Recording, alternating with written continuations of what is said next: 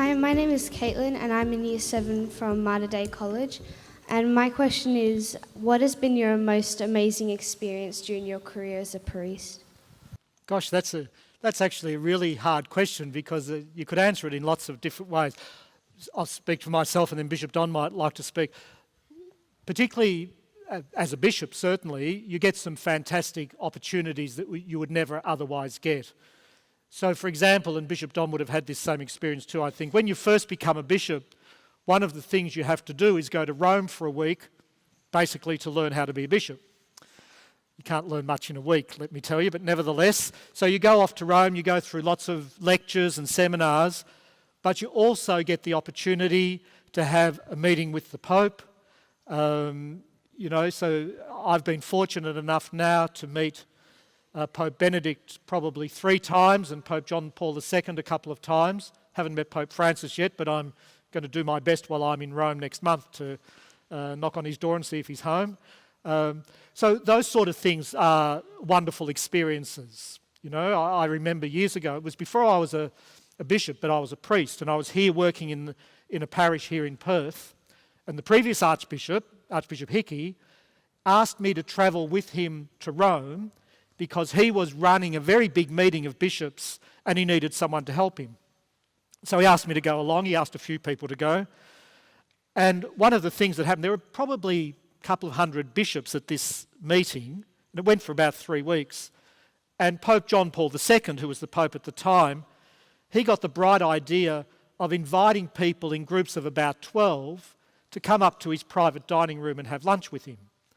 And I thought that would just be the bishops, and I wasn't a bishop at the time, but we got included as well. So, those sort of experiences where you get to sit down around a dinner table with the Pope, not everybody gets those chances. So those sort of things are great experiences. There's something much more important than those things. They're lovely, they're great things to talk about, but one of the things that happens for a priest is that he kind of gets asked to be a part of people's lives at some of the most important times of their lives.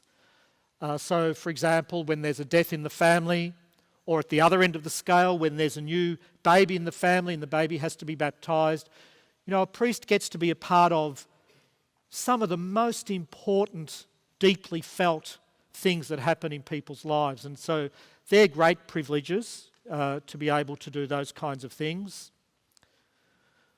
One of the things that I am very fortunate to do as the Archbishop here is that I get to ordain new priests.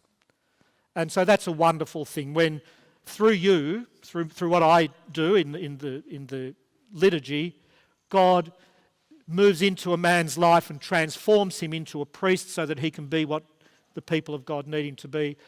These are all wonderful experiences. I suppose in the end it boils down to the fact that a priest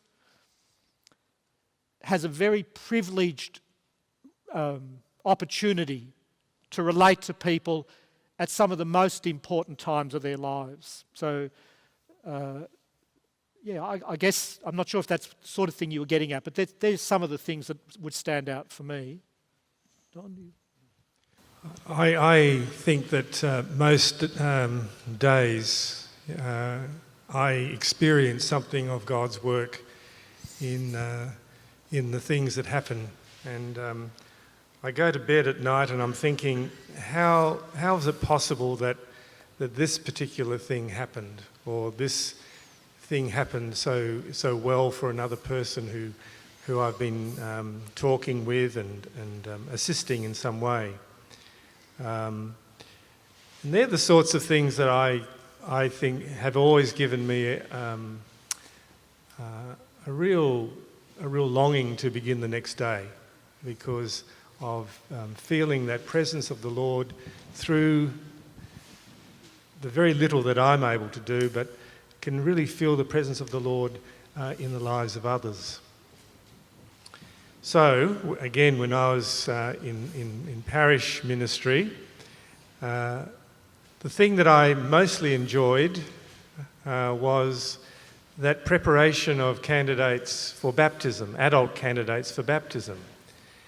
because there'd be a fairly lengthy period of time that I would be meeting with them, and we would be looking at those really important questions that they had in their lives and seeing how what the church teaches about its faith was able to open up doors and windows on this person's life and help them go deeper and to understand deeply who God is. A bit like the Archbishop was trying to present this morning, and he did it very well, I must say, even though he left about a third of the material out.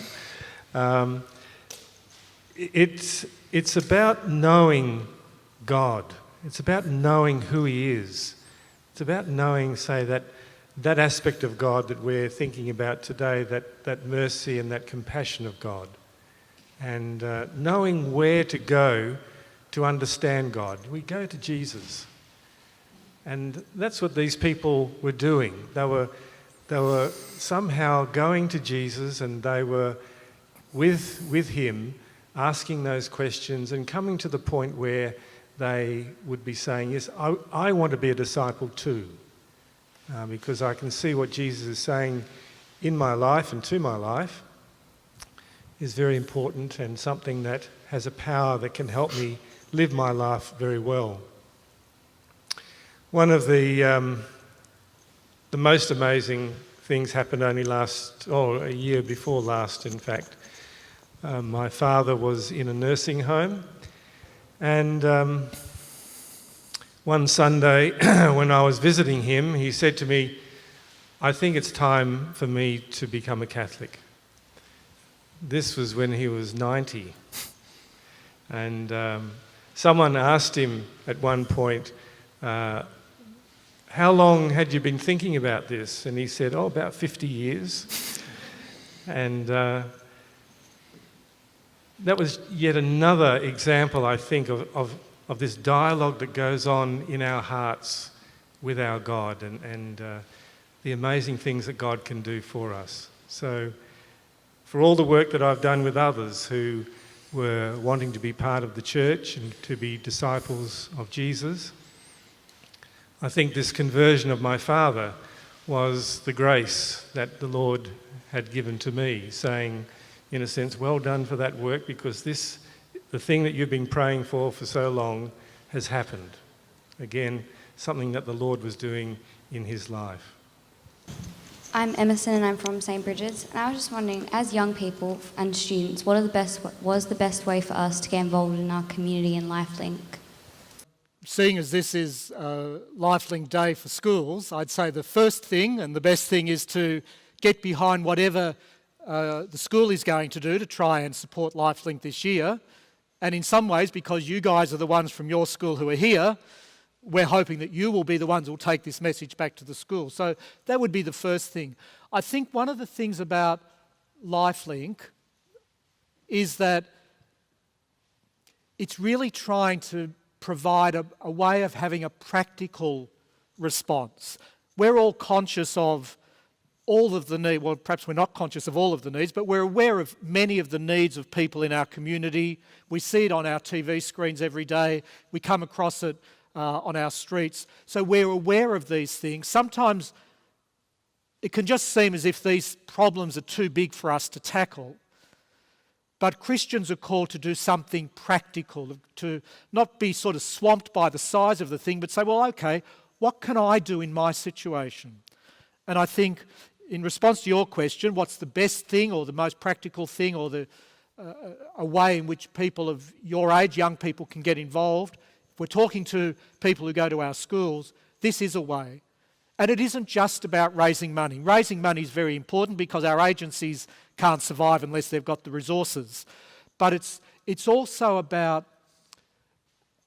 just having that experience of working together, supporting each other, doing your best to enthuse other people, and then seeing the spirit that you can generate, the enthusiasm you can generate. And there's no knowing what seeds that might sow in other people's lives, in other people's hearts. So, as I say, because it's LifeLink Day, my first answer would be really get behind LifeLink in your school. If you do, I think that might then have some flow on, because there'll be a large number of people in the school who in one way or another will be a bit inspired by that, and then might start looking out, are there other ways in which I can get involved? Again, it's about giving yourselves a chance to develop that heart which wants to help. One of the things that's interesting about our society, if I understand correctly, and I might have this wrong, but one of the things I think is interesting about our society is that the whole idea of volunteering is starting to drop a little bit. And I think that's also something worth thinking about. Maybe not now, although for some of you it might be a possibility, but maybe in the next few years, particularly as you leave school and maybe you're going to uni or whatever you're doing, you've got a little bit more time on your hands to look around and see, is there some way in which I could put my skills and my talents and my time at the service of other people? And there are, let's face it, there are heaps of ways. So I know I'm repeating myself all the time, but I think this idea of letting myself take seriously the idea of becoming the kind of person who has a heart that wants to help, I think that's really important. Archbishop, I have a question just to show that they don't all have to be about lifeling in faith. It's 3 years since you were installed as Archbishop of Perth, and I know that your family and yourself, you're passionate Richmond supporters. Mm-hmm. And I'm just wondering, after 3 years of service here in the West, whether we've swung you over to the Dockers or Eagles as yet, or you're still a Tiger supporter. I was hoping no one would ask me, given the way Richmond performed on the weekend, but no. I made a decision when I came over here that half of the Catholics in the Archdiocese of Perth, or nearly half of them, seemed to barrack for West Coast, and the other half pretty well seemed to barrack for the Dockers, and that if I supported one team, I would lose half of the diocese straight away. So I thought, if I stick with Richmond, everybody will feel sorry for me anyway, and I won't offend anybody. So no, Brett, I'm sticking with Richmond. I grew up in a house where you either barracked for Richmond or you moved out and found somewhere else to live. So, and my brother would never speak to me again if I gave up on the Tigers. So, thank you, Archbishop. Next question. Anywhere here? Hi, my name's Tennessee from Trinity College. I was just wondering, the church have been put under a lot of pressure to address past events due to sexual harassment and abuse. I'm just wondering, does it make it difficult for you to do your job to the best of your ability that you want to do, and is it hard to address people about the church? I mean, in some ways the simple answer is yes, it makes the job very difficult, and the reason why it makes the job very difficult is because the Catholic Church, and we're not alone in this of course, but we're talking about the Catholic Church at the moment. The Catholic Church has gone from being, when I was, say, your age, gone from being a very trusted institution in society to now, in the eyes of many people, being one of the least trusted institutions in society. And that's a terrible thing. And it's important for us to acknowledge that this isn't because there are people out there who are against the church or anti-Catholic or anything like that. It's because some of our people have done some terrible things. So there are no excuses, but the reality is that people aren't as ready to listen to what we have to say because they don't think we're very credible anymore. So that's a big challenge for us. The main reason why I am so determined to, and not just me, Bishop Don and all of us in the church are so determined to deal with this, is because so many people have been hurt and we need to help them. That's the main reason. The second reason is because we must do everything we can to make sure no one gets hurt in the future. So they're the two driving things for me. But the third thing is that the kinds of things we've been talking about all morning, and that idea that Jesus is the one who shows us what God is really like. Behind that is the conviction, and it's a very strong conviction in me, that the church actually has a fantastic, wonderful gift, which is our faith in God, our understanding of who God is. We've got a fantastic gift to share. And we've been given the gift by God because he wants us to share it with everybody. But the sad reality is that until we get this right, half the people aren't even going to listen. And so if we're going to be able to be the church we're supposed to be, which is a church which can tell people in a way that will make sense to them about Jesus, about the love of God, about compassion, about mercy, about all of those things, if we're going to have any credibility at all, we've got to deal with this issue. And the fact that we haven't dealt with it so well in the past, and probably will still continue to struggle because it's a very complicated issue, means that we've got a bit of a journey still to go. So, yes, it's difficult. It's made the job of the church much harder. But I'll say this, and I hope people will understand me when I say this. I get the sense here in WA at least, I hope it's true around the country, that even those people who aren't part of the church and who might be a bit suspicious of the church, they want to see us get it right. They're hoping that we'll get it right. Because I think people want the church to be a vibrant part of our society. They may not all want to join us, but they want us to succeed. So I don't think there's anything going on about trying to wipe the church out or destroy the church or anything like that. They just want us to get it right. They want us to make sure that what we say and what we do are in harmony with each other. And of course, when you talk about abuse, that's the perfect example of what the church saying and what some in the church are doing are miles apart from each other.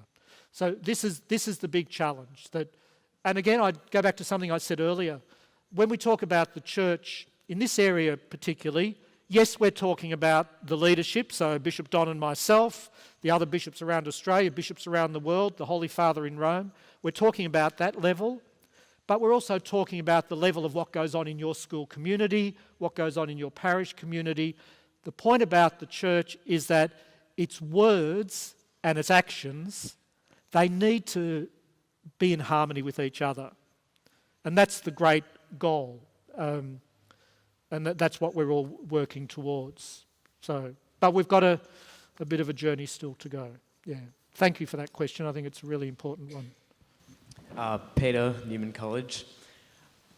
What do you take in the Bible as being literally true? Oh. How long have we got? Half an hour? Okay. I used to teach this stuff. One stage in my career, I was the RE coordinator in a big Catholic boys' school in Melbourne, and I was teaching religion to year 11 and 12. And one of the courses I taught was a course on understanding the scriptures in year 11. And then after about 3 years, I was sent overseas to study in Rome, and then I came back, and then I was teaching young men who were training to be priests. Look, it's a really big question, and I'll try and answer it just in a few words, but then I would say to you and to all of you, take whatever I say back with you to school and throw it at your RE teachers and get them to develop it for you. So I can see all the RE teachers looking at me with horror, but nevertheless. The first thing to say is that you've got to I'm going to talk about the Bible first of all, okay? You've got to let the Bible be the Bible. And you've got to let it be what it is and not expect it to be what it's not. And I'll tell you what it's not. It's not a science book. So if you want science, go to a science book. If you want religion and faith and theology, go to the Bible. So don't expect, for example, that in the first couple of pages of the book of Genesis, where it says, in the beginning God created the heavens and the earth, don't expect that that's going to be a presentation of the latest theories about the Big Bang, for example. It's not a science book. It's a religion book. So that's the first thing. So, and the other thing it is, or the other thing it isn't, it's not purely and simply a history book either. Because if it were just a history book, it would just give you the bare historical outline of things. What the Bible is a book written by people of faith, about their faith, for people who are interested in their faith. In one of the Gospels, in the Gospel of St. Mark, the opening line is, "The beginning of the good news about Jesus Christ, the Son of God." That's the opening line. Now, if you think about that sentence, and I don't get me wrong, I'm not criticising the Bible, but if you think about that sentence, the thing that immediately jumps to your mind is whatever else it is, it's not an objective, uninvolved, statement.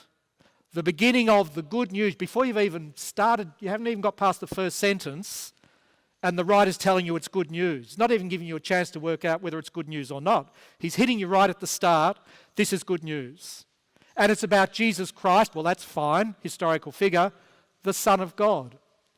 So it's already telling you, right in the first sentence, this is about what we believe about Jesus. So the Bible is a book of faith. It doesn't mean that it's not true. It doesn't mean that it's not fundamentally historical.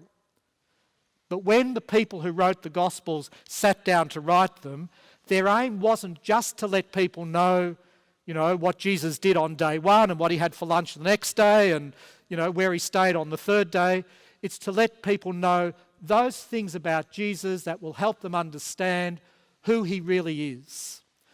So it's history couched in the context of faith. So not pure history, not pure faith, but history couched in the context of what people who wrote the thing believed about Jesus. That doesn't give you any specific answers, I know, but it does give you a kind of a guide as to how to approach the Bible. The other thing I'd quickly say is when you say, what was it? Is it literally true? Is that what you asked me? Yeah.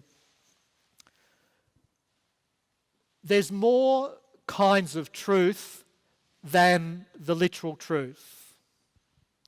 The opening sentence of the Bible, in the beginning God made the heavens and the earth, that is true. Nothing exists without God making it. But when it goes on to say that God made it in 7 days, that's not literally true. So there's literal truth, and it's couched in the language and the culture and the understanding of the time in which it was written. If the Bible were being written today, and it was talking about creation, they would probably talk about it in terms of, in the beginning, some tiny little atoms all collided together and the Big Bang started off creation, and God was the one who caused it to happen. Kind of get what I'm trying to say? But you've asked an enormous, big question. It's up to your RE teachers now to fill in the details. Hi, my name is Nikki, currently in Year 10 from Holy Cross College, and my question is, how can the Catholic Church respond to the issue of the death penalty, particularly the impending execution of the 2 Australians? The first thing I would say, and you've asked a question that actually is right at the heart of our faith, and one of the things that is very characteristic of the Catholic approach to things. It's not unique to us, but it's very characteristic of us. Everybody knows that the Catholic Church is absolutely unmovable, unshakable when it comes to the defence of human life.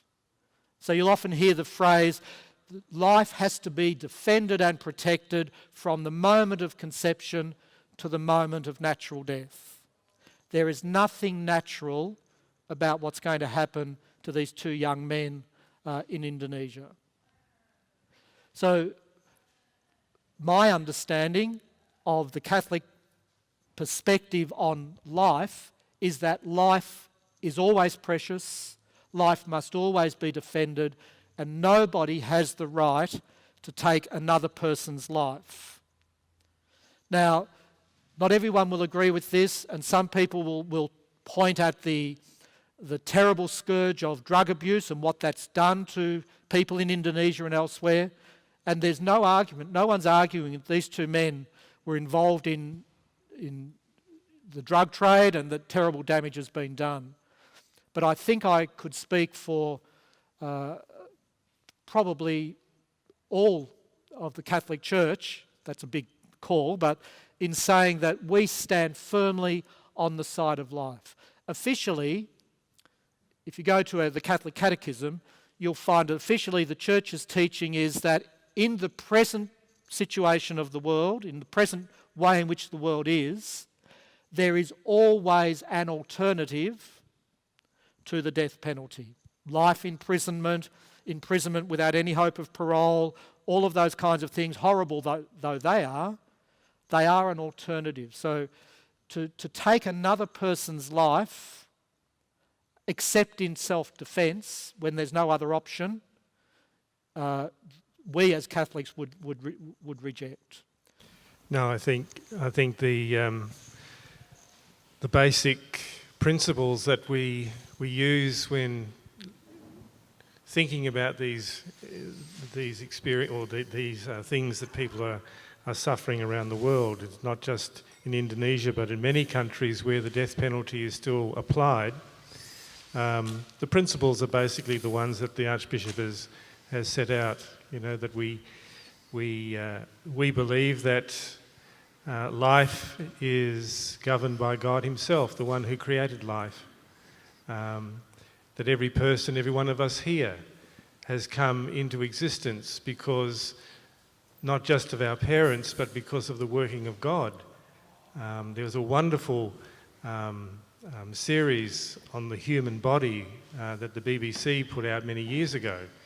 And in one of those episodes, it talked about birth and how very hard it is for a baby to get to the point of birth.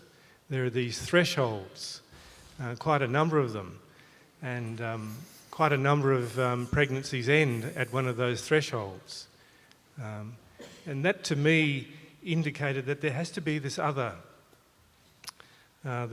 presence, if you like, in that process, and that's the presence of God, bringing this child into existence, to birth.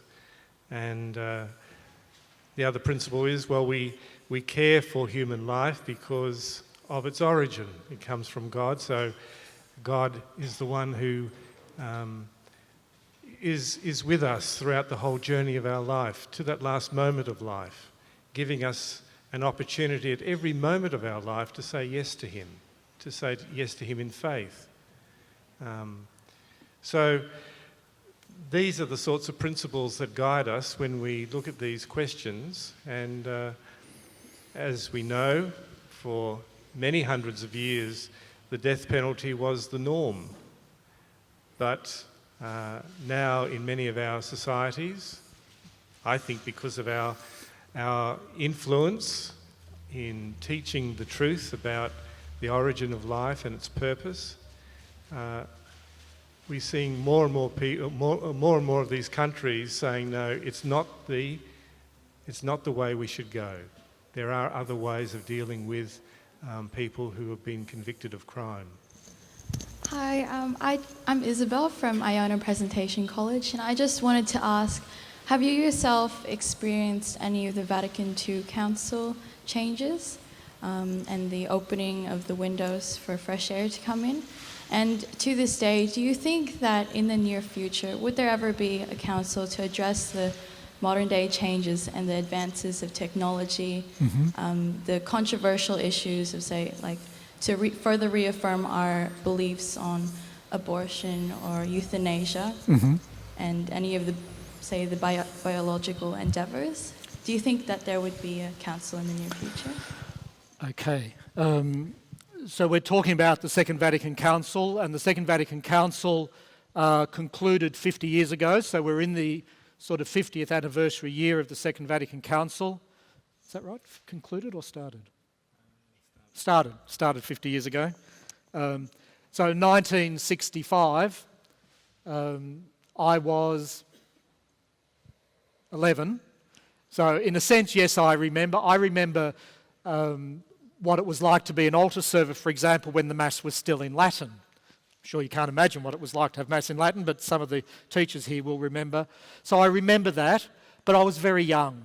So like all of you, although it's much more the case for you. For you guys, Vatican II, and you hear older people like us go on and on about Vatican II, for you guys it's ancient history. I mean, you've never known the church that wasn't the result of what happened at Vatican II. It introduced enormous changes in the life of the church. You know, and I know some of you would be studying these things, particularly if you're doing the Year 11 and 12 units in RE. A council, a church council, is a gathering of all of the world's bishops. It doesn't happen very often. Vatican II was in the 1960s. The one before that, Vatican I, was in the 1870s. So there's a long gap between councils. So in terms of whether we'll have another one very soon, it's hard to tell. I would have said no, but Pope Francis keeps surprising us. So you never know what Pope Francis is likely to do. He's an elderly man, of course. If he wants to call a council, he'll have to do it fairly quickly. But I think that it's quite possible that the next Pope may decide to do that. There are other ways in which the Church at the universal level can deal with some of the issues that you mentioned, all of the controversial issues. The council is the most formal and most, comprehensive way, I suppose, of dealing with those issues. One of the things that, this might be a good thing, I'll finish and then Bishop Don might want to say something. One of the great challenges for the church, and it really is difficult, is we've got to kind of, if you can imagine a juggler, and he's juggling 3 tennis balls, he's got to keep the 3 tennis balls in the air at the whole time. And one of them is making sure that we always stay faithful to Jesus. We've been talking a lot about Jesus this morning. We've got to stay faithful to him. If we're not faithful to him, we might as well shut up shop and go home. That's one of the tennis balls we've got to keep in the air. The second one, though, is the fact that through the gift of his Holy Spirit, God has actually been guiding the church for the last 2,000 years. So it's not as if we look back to Jesus 2,000 years ago and we look at today and forget everything else that's happened. We have to work out over the course of those 2,000 years, what are the things that God has given us that God wants us to hang on to? And what are the things we might be able to let go of? That's a difficult task, but that's the second tennis ball you've got to keep in the air. And then the third tennis ball is exactly what you're talking about, the challenges of today, the issues that are new today that weren't around 50 years ago or 100 years ago or 1,000 years ago. How do we stay faithful to all these things? How do we make sure that in the effort to come up with answers that make sense to people today, to the new challenges we face, we're not betraying what God's done in the last 2,000 years and what God did in Jesus? How do we make sure that trying to be faithful to Jesus and not lose any of that, we haven't got the courage to face the challenges of today? So it's not an easy task. And if you can, again, it'd be something that'd be worth talking about in your RE classes. How do we stay faithful to the 3 of these things? Because I think sometimes the temptation is to say, well, we've got all these challenges, we've got to come up with answers to them. The society we're in is telling us that this is the answer, so we'll just go with that. And we don't ask ourselves, is that actually being faithful to what God has given us in the past and what God gave us in Jesus? So I think that's the big challenge for the church today. And it's the big challenge that all of you need to grapple with as you decide where you stand in relation to the church as well. So, will there be another council? I think it's very likely that there might be in your lifetime, maybe not in my lifetime. Would you join me in thanking Archbishop Costello and Bishop Sproxton? Thanks, everyone.